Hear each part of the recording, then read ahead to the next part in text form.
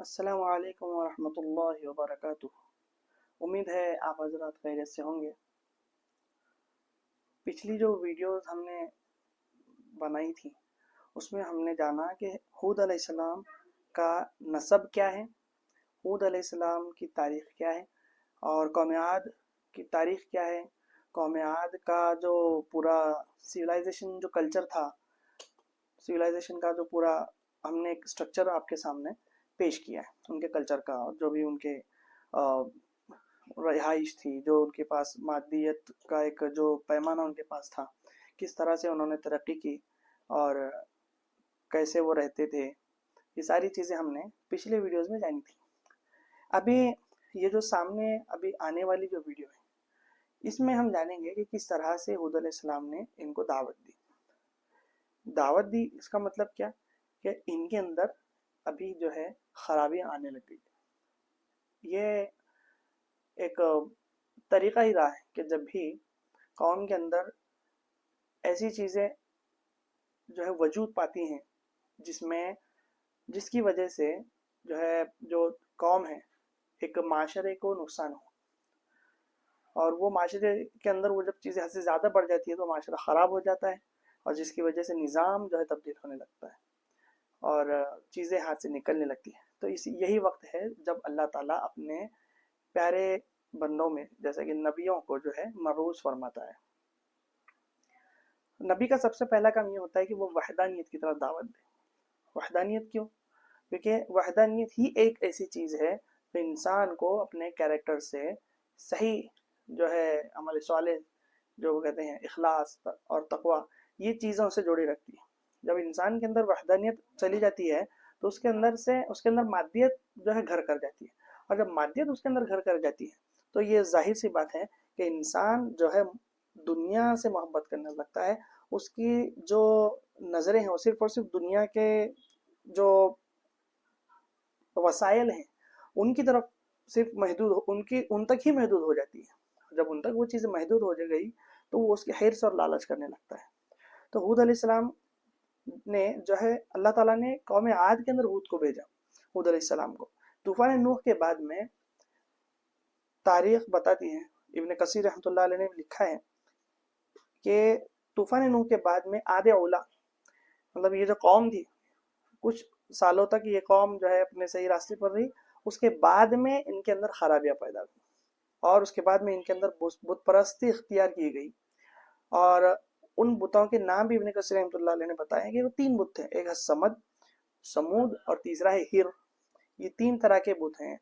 और उसके बाद में हजरत अब्दुल्ला बिन अब्बास रज़ियल्लाहु तआला अन्हु की हमारे पास कुछ ये आई कि हजरत अब्दुल्ला बिन अब्बास ने भी दो बुतों के नाम जिक्र किए, एक का नाम समूद है और दूसरे का नाम हितार है।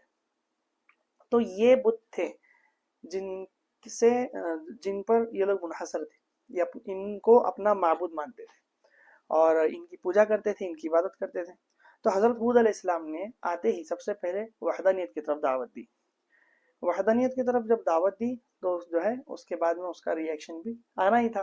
तो कुरान ने इस खाके को अलग अलग जो है सूरतों के अंदर बताया है, जैसा कि सूरह आराफ है, सूरह हूद है, सूरह मोमिनून है। और सूरह हूद के अंदर अल्लाह ताला ने जो खाका बयान किया है हम उसको जानेंगे। सूरह हूद में आयत नंबर 50 से 60 अगर हम देखते हैं तो उसके अंदर है, और हमने आद की तरफ उनके भाई हूद को भेजा। उन्होंने कहा कि ए मेरी कौम, अल्लाह की इबादत करो, इसके सिवा तुम्हारा कोई माबूद नहीं, तुम शिरक करके अल्लाह पर महज बहतान बांधते हो। ए मेरी कौम, मैं इस वाज व नसीहत का तुमसे कुछ सिला नहीं मांगता। यहाँ पे दो चीज़ें सामने आ गई हैं। सबसे पहला ये है कि उन्होंने अल्लाह की इबादत की तरफ यानी वहदानियत की तरफ दावत दी। सबसे पहले जो चीज़ है वो वहदानियत है, उन्होंने वहदानियत की तरफ दावत दी। उसके बाद में दूसरा कहा कि मैं इससे कुछ सिला नहीं मांगता। जाहिर सी बात है कि दुनिया में अगर किसी शख्स को किसी चीज़ की हिर्स हो, स्पेशली आज हम हमारे ज़माने में भी अगर देखें, ये जो मनसब पे बैठने वाले लोग हैं इनके नज़दीक यही है कि हम आपके खैर खा हैं। ये इंसान के खैर खाही का जो है लोगों के सामने डोंग करते हैं, और इनकी जो नज़र होती है ये सिर्फ उनके मनसब पाने के लिए होती है। तो इस चीज़ का क्लियर कट उन्होंने जो है जवाब दे दिया कि मैं इससे कोई सिला तुमसे नहीं मांगता, यानी कि मुझे तुमसे तो कुछ चाहिए ही नहीं। کیا چاہیے پھر اس کے آگے انہوں نے بولتے ہیں کہ اچھا یہ جو ملے گا وہ کس کے ذریعے سے ملے گا؟ وہ جو ہے ہود علیہ السلام نے آگے فرمایا کہ میرا صلہ تو اس کے ذمے ہے جس نے مجھے پیدا کیا. یعنی کہ اس کے اندر یہ بتانے والے اللہ ہود علیہ السلام نے بتایا ہے کہ پیدا کرنے والا کون؟ اللہ ہے، اور جس نے مجھے پیدا کیا میرا صلہ بھی وہی دے گا. مطلب اگر منطق بھی اگر ہم بات کرنے کی جو اس کو ہم کیا کہتے ہیں حکمت اگر کہیں، دعوت کے اندر حکمت ایک بہت بہترین عمل ہے اور بہت ضروری عمل ہے. اگر حکمت کے بنا اگر ہم دعوت دیں تو وہ دعوت جو ہے اتنی مؤثر ثابت نہیں ہوتی.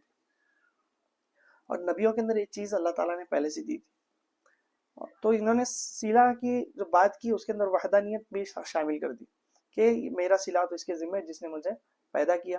بھلا تم سمجھتے کیوں نہیں ہو؟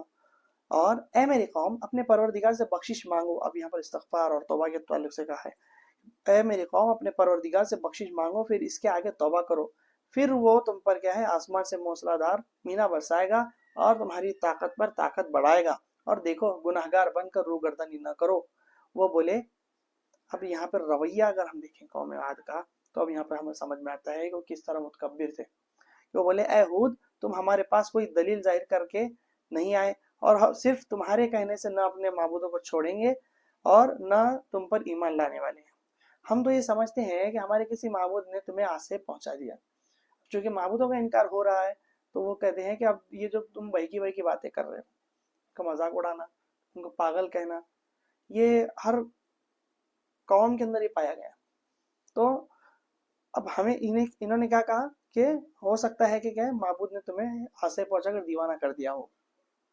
انہوں نے کہا حضرت ہود علیہ السلام نے کہ میں اللہ کو گواہ بناتا ہوں اور تم بھی گواہ ہو، جن کو تم اللہ کا شریک بناتے ہو میں ان سے بیزار ہوں، جن کی اللہ کے سوا عبادت کرتے ہو، اور تم سب مل کر میرے بارے میں جو تدبیر کرنا چاہو کر لو، مجھے مہلت نہ دو.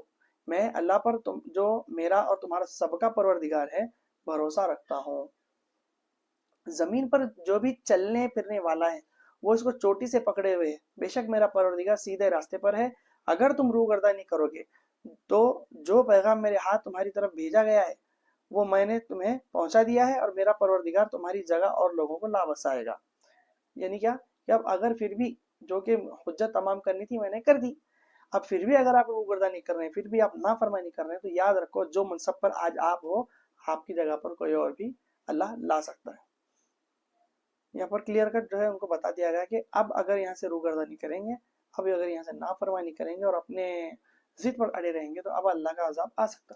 اور اللہ کے لیے کوئی بڑی بات نہیں ہے کہ آپ کی جگہ کسی اور کو ریپلیس کر دیں. بے شک میرا پروردگار سیدھے راستے پر ہے.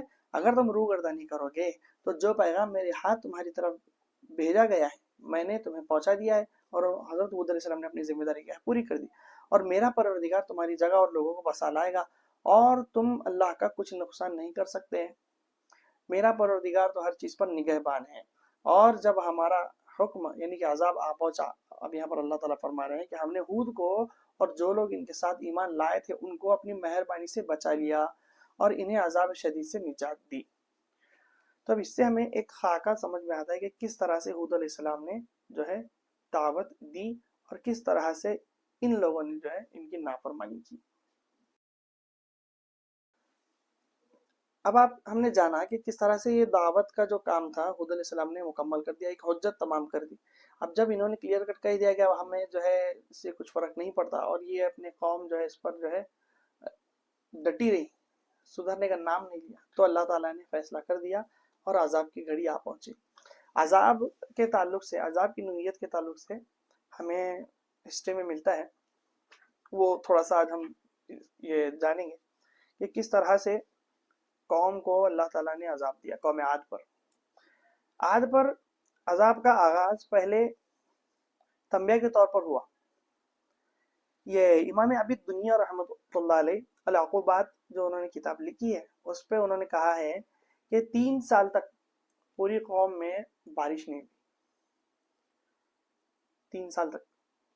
اور اس وقت حضرت ہود علیہ السلام نے قوم کو مشورہ دیا کہ اللہ سے استغفار کرو اور توبہ کرو. تو اچھا جو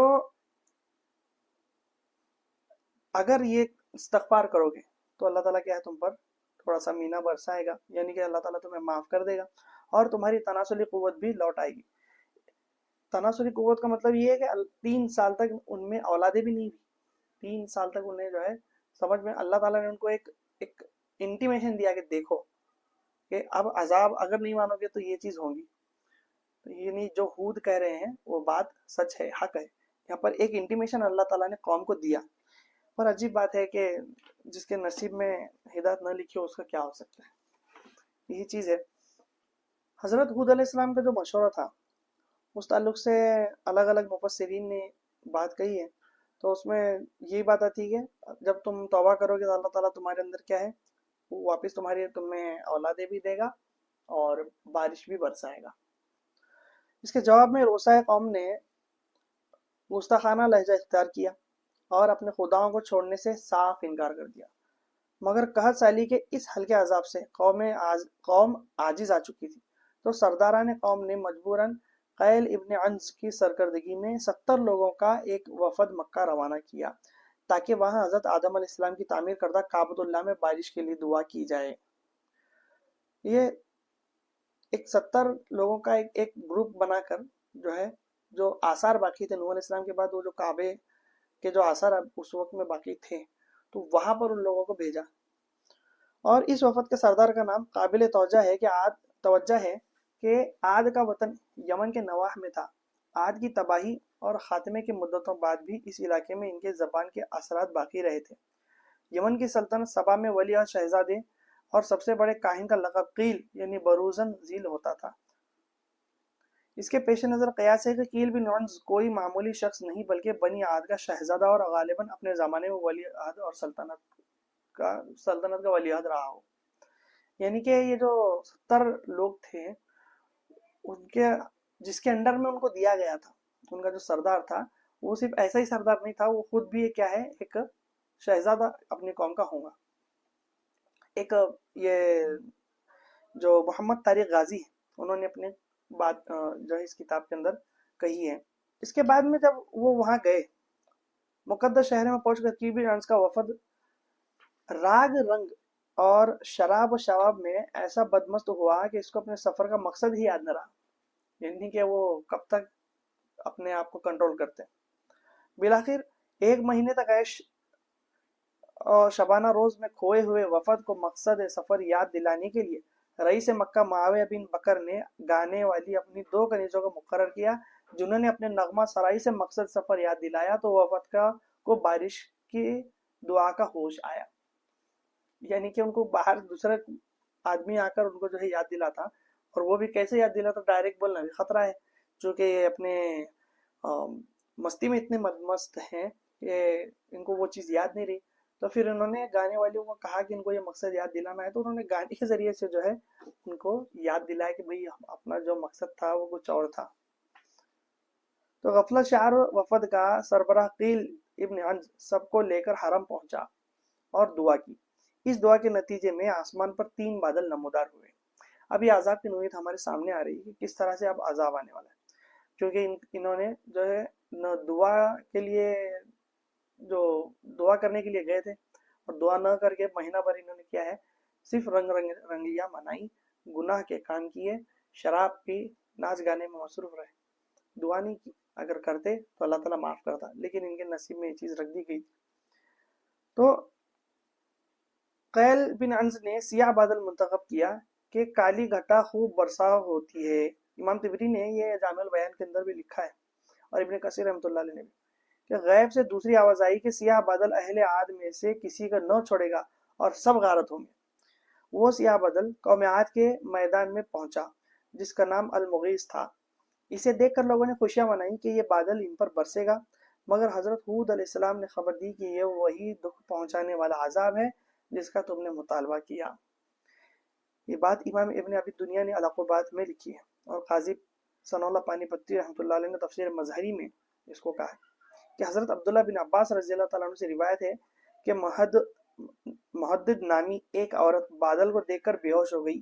ہوش میں آ کر اس نے بتایا کہ ہوا کی شکل میں آگ کا بگولا ہے جسے فرشتے دہکا رہے ہیں اور گھسیٹتے چلے آ رہے ہیں۔ مجھے ایسا لگتا ہے شاید یہ کاہن ہو یا پھر جو بھی ہے، یا پھر ہو سکتا اللہ تعالیٰ کسی کو تو پہلے ڈرانے کے لیے ایک انٹیمیشن دیتے، تو ہو سکتا ہے اس عورت کو دے دیا ہو۔ تو امام طبری نے اس چیز کو جامع بیان ابن کثیر رحمۃ اللہ علیہ نے اپنی تفسیر میں، اور روح المعانی میں امام آلوسی رحمۃ اللہ علیہ نے، اور ابن ابی دنیا نے العقوبات میں، یہ اوپر کی جو باتیں ہیں ساری نقل کی ہیں۔ سیدھی بات ہے کہ جو چیزیں قرآن سے منسوب ہوں اس کو دل سے بولنا بھی جو ہے غلط بات ہے، اس لیے زیادہ تر یہی چیز ریفرنس کے ذریعے سے بتانا ضروری ہے کہ بات میں نے کہاں سے کہی۔ پھر بھی غلطیاں ہوتی ہی رہتی ہیں، اور اس کے لیے میں بار بار استغفار بھی کرتا ہوں، تو آپ بھی اپنے طرف سے اس کو تھوڑا سا چیک کر لیا کریں۔ ہولناک عذاب کی منظر کشی۔ بادل میں پوشیدہ آگ کا بگولا آندھی بنا اور ہر شے ہوا میں اڑنے لگی، تو عاد کو عذاب کی شدت اور تباہ کاری کا اندازہ ہوا۔ یہ بادل ان کو پہلے ہی ان کو یہ لوگ یہ کرنے لگے کہ چلو بھائی اب تو کیا نہیں، بارش آ رہی ہے، اور چونکہ کالے بادل تھے، جب ہمارے یہاں پہ ہم دیکھیں گے تو بادل زیادہ کالا رہے گا تو سمجھ آتا ہے کہ بھائی بارش بھرپور ہونے والی، تو ان کے ذہن میں بھی یہی چیز تھی، لیکن وہ ایک آندھی تھی۔ بعد سموم کی شدت اور زہرناکی کا یہ عالم تھا کہ ریتیلی ہوا ان کے ناکوں کے ذریعے جسم میں داخل ہوتی اور بدن کو کاٹتی ہوئی فضلہ گاہوں سے باہر نکلتی۔ یہ اللہ کا عذاب ہے۔ جب ہوا ان کے اندر جانے لگی تو وہ صرف ہوا نہیں، ساتھ میں ریت تھی، اور وہ ریت اس طرح سے ان کے جسموں میں جانے لگی، ناک کے ذریعے سے جاتی اور پیچھے سے یعنی کہ شرم گاہ کے نیچے سے جو ہے فضلہ جہاں سے ہوتا ہے وہاں سے باہر نکلتی۔ ایسا نہیں کہ بس پیٹ میں رہی، مطلب پورا اندر کا نظام انہوں نے کیا ہے، پورا اس ریت کی وجہ سے پورا نظام پورا جام کر دیا باڈی کا، اس کی وجہ سے دم گھٹنے لگا۔ امام اندلسی نے بحر المحیط کے اندر لکھا ہے کہ گھبرائے ہوئے بولائے ہوئے سارے لوگ اندھا دھند بھاگے اور گھروں میں جا چھپے، اور کھڑکیوں دروازوں کو تیغا کر کے بیٹھ گئے یعنی کہ بند کر کے، مگر آندھی نے کواڑ اور دروازے اکھاڑ پھینکے، لوگوں کو زمین پر دے پٹکا، اور مجرم قوم اپنے گھروں سمیت ہزاروں من ریت کے اندر دفن ہو گئی۔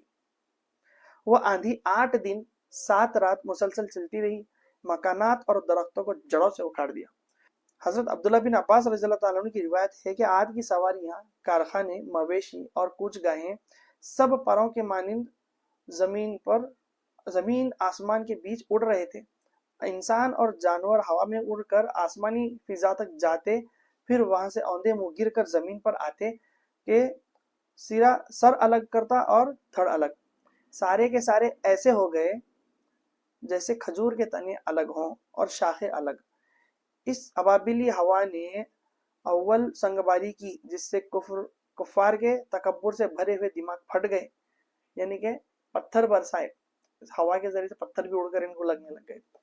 آندھی سواروں کو سواریوں سمیت اڑا کر اوپر لے جاتی، گھوڑے ہوں گے یا اس وقت کی جو بھی ان کے سواری ہوں گی، آندھی ان کو ان کے ساتھ اٹھاتی، پورا اوپر اٹھا کے پھر واپس نیچے پٹکتی۔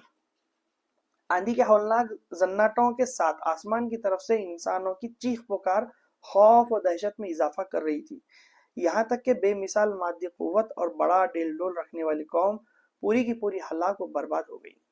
ابن کثیر نے اپنے تفسیر کے اندر یہ ساری باتیں لکھی ہیں، اور روح المعانی ہے امام آلوسی کی، اور امام پانی پتی رحمۃ اللہ نے تفسیر مظہری اپنے استاد کے نام پر یہ تفسیر لکھی تھی، تو اس کے اندر، اور معارف القرآن میں مفتی شفیع صاحب نے ساری جو منظر کشی کی ہے کہ کس طرح سے یہ قوم برباد ہوئی، کس طرح سے اللہ نے اپنی پھٹکار ان پر جو ہے نازل کی۔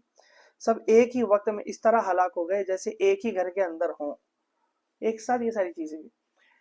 عذاب جب آتا ہے تو دہشت اللہ تعالیٰ دلوں کے اندر اپنے آپ پیدا کرتا، اس کے اگر کوئی باہر سے دوسرا آدمی دیکھ رہا ہو تو شاید مجھے ایسا لگتا ہے کہ اگر شاید اس کو وہ چیز سمجھ میں نہ آئی ہو، لیکن جو وہاں پر ہے اور جس پر عذاب آ رہا ہو، تو وہ لوگ پورے دہشت کے مارے، ان کے اندر ایک وحشت ان کے دل میں آ جاتی ہے، چلانا پکارنا اب ہم کیا کریں، اور بولتے نہیں کیا کتنا نگیٹو سوچتا، تو اللہ تعالیٰ اس کے اندر وہ پیسیمزم اس کے اندر ڈال دیتے ہیں کہ آدمی پیسیمسٹک ہو جاتا، چلانا پکارنے لگ جاتا، اور ساری اس کو چیزیں سمجھ میں آتی کہ ارے ہاں یہ تو ہم نے گناہ کا کام کیا، اب گناہ کیا ہے تو ڈر بھی ہوگا، تو وہ وحشت اور وہ دہشت یہ دونوں چیزیں اس کے اندر آ جاتی ہیں، اور اس طرح سے وہ پورا ہیرا ختم ہو جاتا ہے۔ اس کے برعکس میں ہود علیہ السلام کی جو ساتھ میں ان کے لوگ تھے، ہود علیہ السلام کے ساتھ میں جو سیدھی بات ہے، نبی جب آئے ہیں تو ساتھ میں کچھ لوگ بھی ان کے ساتھ ایمان لاتے ہیں، تو हूद अलैहिस्सलाम के साथ भी एक ऐसी जमात थी जिसने उन पर ईमान लाई, और उस जमात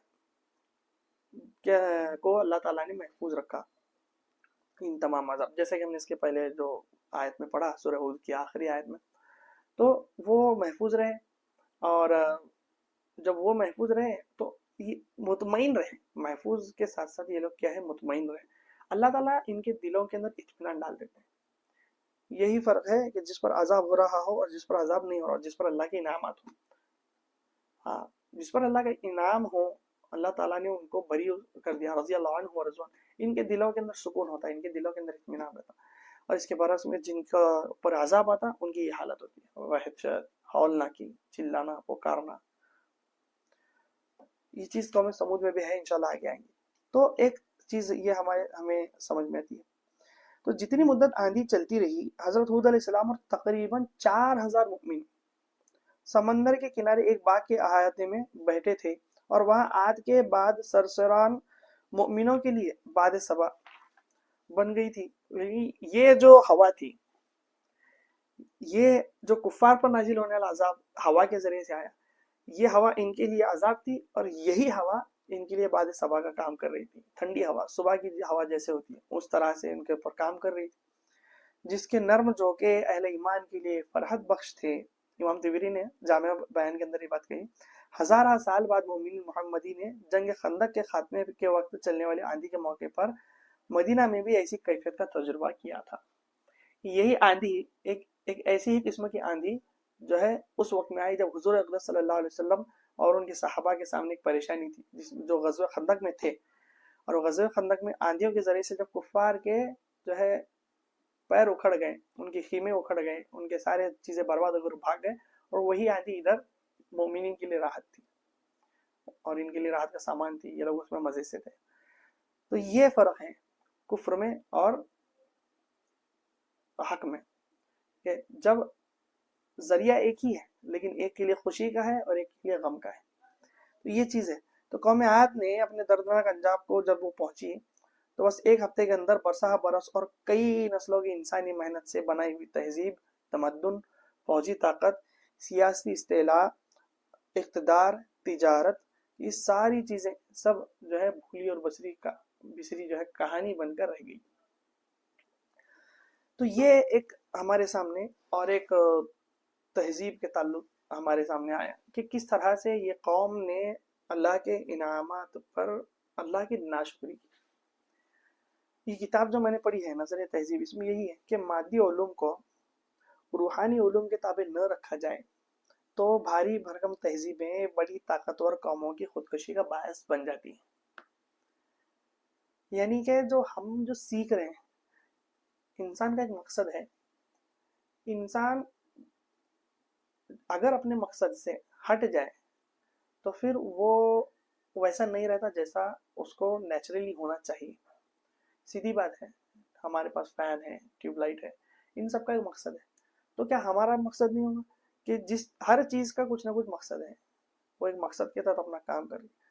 तो इंसान का मकसद ये है कि वो अपने माबूद की इबादत करे, और जो इल्म अल्लाह ताला ने इंसान को दिया, जो आदम अलैहिस्सलाम के जरिए से हमारे अंदर आया, वो इल्म उसके जरिए से हम अल्लाह को पहचाने और अल्लाह के इनामात पर उसका शुक्र अदा करें, उसकी हम्द करें, उसकी तारीफ करें। ये हमारा असल मकसद है। जब हम इससे हटेंगे तो हम अपने उसको हम क्या कहते हैं, जब अगर हम इससे हटेंगे तो अल्लाह ताला हमको कौम के अंदर जलील करके छोड़ेगा, और यही चीज़ आज हम पर साबित आ रही है। इंशाल्लाह अगले वीडियो में कौम समूद के ताल्लुक से बात करेंगे, हज़रत सालेह अलैहिस्सलाम के ताल्लुक से भी बात करेंगे इंशाअल्लाह ताला। तब तक के लिए अस्सलामु अलैकुम व रहमतुल्लाहि व बरकातुहू।